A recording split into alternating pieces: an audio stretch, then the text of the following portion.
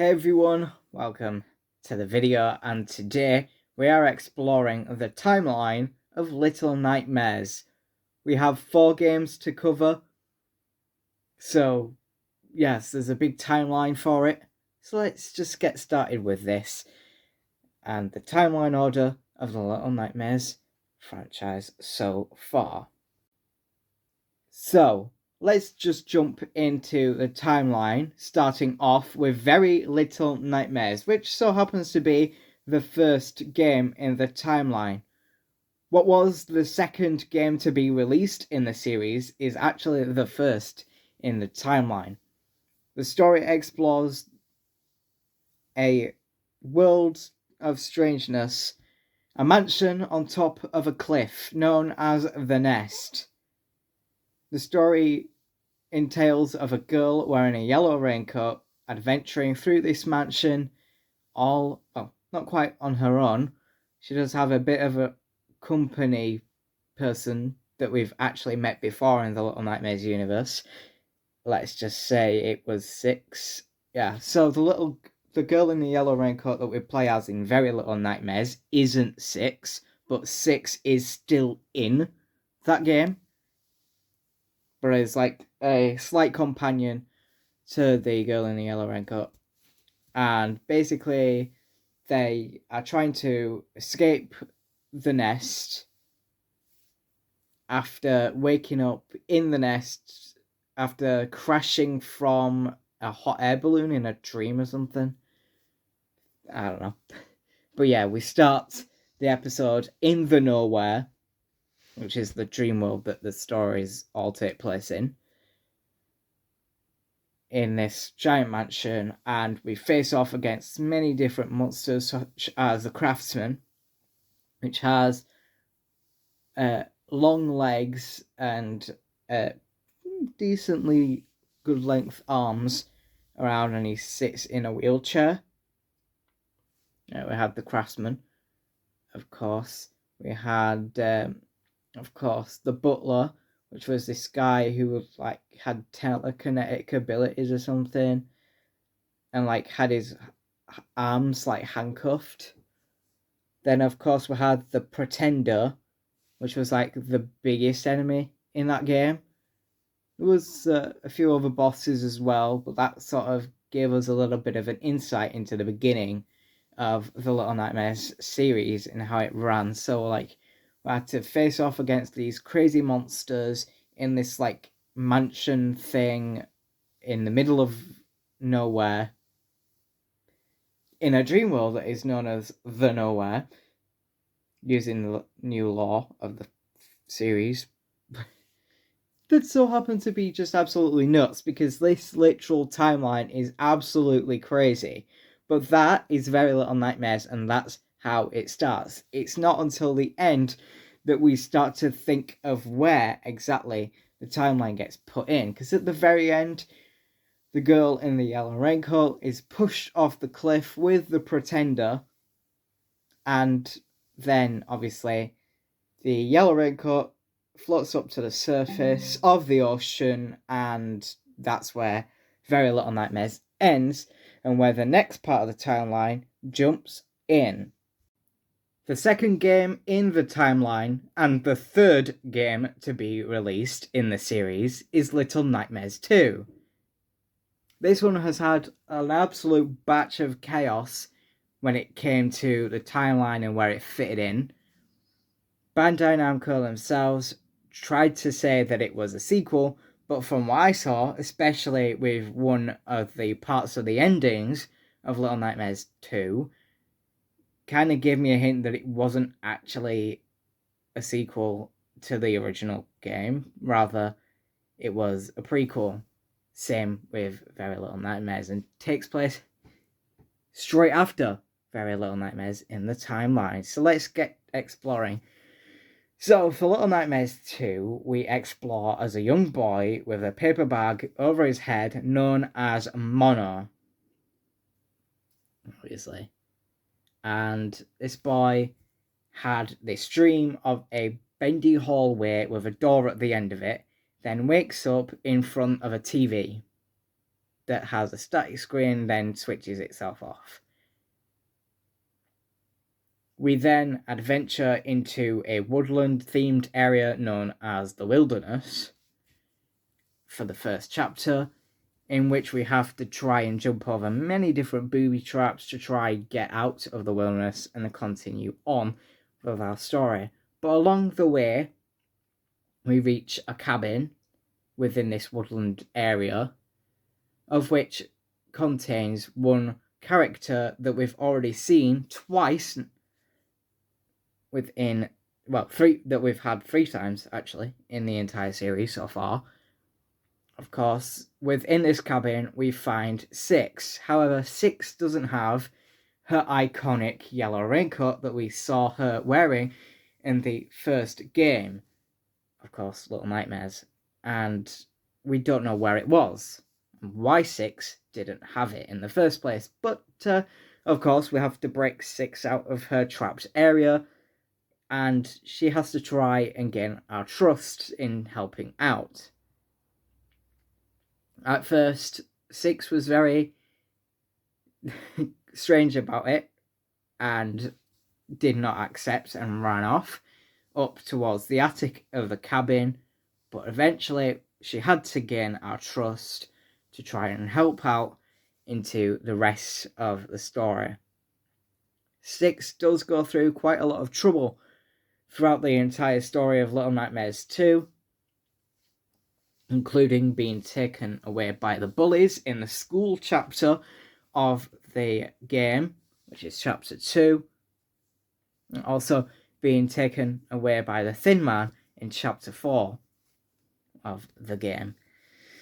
In fact, it's not until chapter 2, towards the end of chapter 2, that Six finds the iconic yellow raincoat that she's known for wearing within the game. And that's that. So they all both work together through different points of locations within the Pale City, from the school to the hospital to some of the streets within the Pale City, facing off against multiple monsters such as the Hunter in chapter 1, the Teacher, of course, for chapter 2, the Patients and the Doctor for chapter 3, and of course chapter 4, the Viewers. And chapter 5, that's where it goes absolutely crazy, and the Mono has to fight off against Six, which ended up getting turned into this ginormous twisted monster. But to turn her back to her normal ways, we have to destroy the music box that Six is so known for, which is exactly the same music box that she had in the Wilderness. How interesting. But yeah, Six then is the main part, and in fact, this is where the ending takes its place, because this is how the ending works in. So, at the very end, when Six grabs hold of Mono's hand, she keeps him held in hand for just a short amount of time before she lets go and lets him fall down. And once he falls down, he's in this big, massive area full of flesh, and then he sits on this chair and becomes the Thin Man. But then after that credit scene, we see Six go through one of the TVs, or come out from a TV. Now, this is where things get interesting. From holding Mono's hand at that very ending, she sucks out a bit of the power, because if you actually see where Six is standing, that little portal area is full of static, and like the same static that is used for part of the TVs. So Six had to gain some of Mono's power to get out of the signal tower and into another area, of which then she jumps out of the TV and faces off against her glitchy soul, of which then she gains the hunger that we know her for in one of the games. And that's where we get to be placed in the next point of the timeline.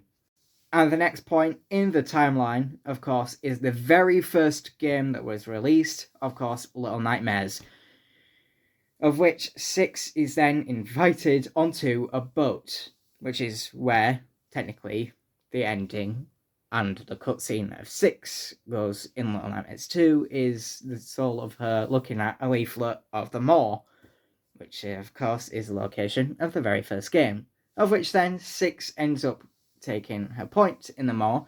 According to the comics, she was taken by the ferryman over to the Maw, in which she was inside the case and she had a dream of one of the biggest bosses or one of the biggest enemies within the Maw, the lady, and then she woke up with this open case and had to try find her way around the Maw to escape it.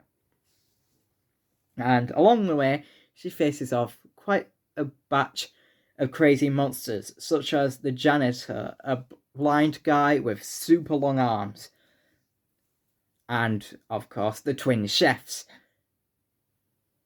of which were in Chapter 3. And, of course, we had to face off against a hungry batch of fat people known as the guests that were in the Maw, who just liked to eat every flipping thing they could ever see. Because that sounds like a good plot line to me, doesn't it? Yeah, so Six obviously goes on her own adventure, of course, wearing the iconic yellow raincoat within the Maw, this crazy boat thing, and Six just tries to escape that and get back out of the Maw. But along the way, at the exact same time as Six's journey in the Maw, we also have another character that's also doing their own journey in the Maw as well, known as the Runaway Kid. And these exact points of the timeline in the Maw are working in linear with each other. So the Runaway Kid goes to the depths and then gets captured at the very end with the janitor and gets locked up in one of the cages. And within that section, Six is obviously in one of the cases after she's been caught by the janitor as well, after her second hunger moment within the game. And the Runaway Kid then gets taken away and faces off against the janitor himself. I don't think he managed to end up facing off against the twin chefs, I can't remember, but I know one of them ended up being that he faces off finally against the lady and then got turned into a gnome at the very ending, so that's how that worked. But Six's journey does include the Runaway Kid within it as well, so that worked in linear. But for Six's point of it, like within every chapter, Six gains an element of hunger, of which in chapter 1, a random kid gave her a piece of bread to eat. For chapter 2,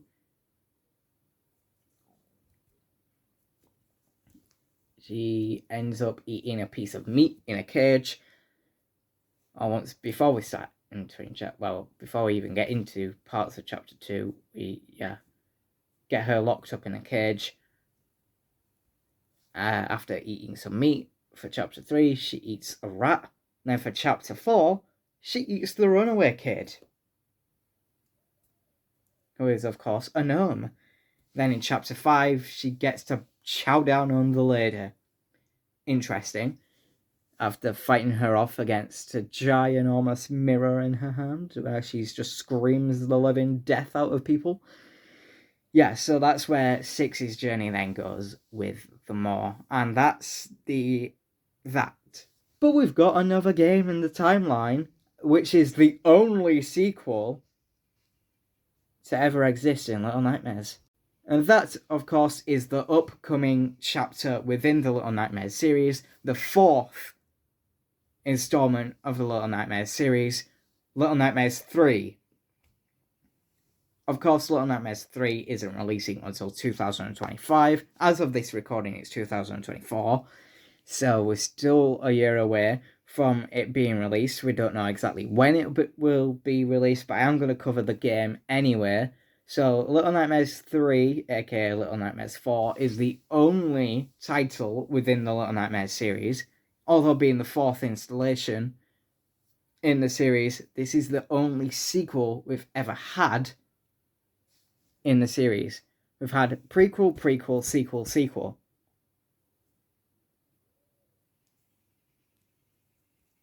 In that exact order. So, before, after, after. So this is the second after. So the second sequel in the series, because technically the original Little Nightmares is a sequel to Little Nightmares 2. But this is like the full-fledged, full-on sequel in the story, of which we will adventure around with a new set of kids, a boy and a girl, the boy known as Lo and the girl known as Alone. And Lo has this like raven mask on his face, and Lo uses like a pilot's thing, a pilot mask over herself, and has like frazzled like pigtails for the head, and has this like jumpsuit on or something, this like green jumpsuit, and they have to work together in a new location known as the Necropolis, of course, which is where the Law of the Nowhere takes place. So every single story that's been in Little Nightmares in timeline order, from Very Little Nightmares, Little Nightmares 2, Little Nightmares, then Little Nightmares 3, of course, there's been massive things involved within it, and of course that comes to the Necropolis as well. And of course the Necropolis is this like sandy desert area that also has different fragments to it as well. So we have like the sandy desert theme, then we have a factory, like a sweet factory or a candy factory as it's known in the series. We have a carnival themed area as well. And some of the areas that we've seen in the trailer for Little Nightmares 3, for the Friendship trailer, have some of the actual sets from the Sound of Nightmares podcast storytelling series that they did last summer in 2023. So although this is the fourth installation in the series, out of the main games, this is the third main game in the series. So yeah, because like Very Little Nightmares was like a little side project thing. So technically Little Nightmares 3, aka Little Nightmares 4, and it is the fourth installation, is technically the third full mainstream game, whereas Very Little Nightmares doesn't really count as mainstream according to Bandai. So yeah, Little Nightmares 3, or should I say the fourth installation, is a sequel to the events, and I don't know when in the timeline it takes place full-fledged, but I know it's after 6's moments and stuff, so we'll just see how things go in the time, and I will be covering Little Nightmares 3 once it drops next year, so keep your eye on that on the channel. And that leads us to the conclusion of all the timelines within the Little Nightmares franchise, going from Very Little Nightmares to Little Nightmares 2 to Little Nightmares to Little Nightmares 3. The 4 games within the series so far, and that is, of course, done. Thank you so much for joining. Subscribe if you are new to the channel, and of course, stay tuned for some more videos coming soon. But until then, goodbye.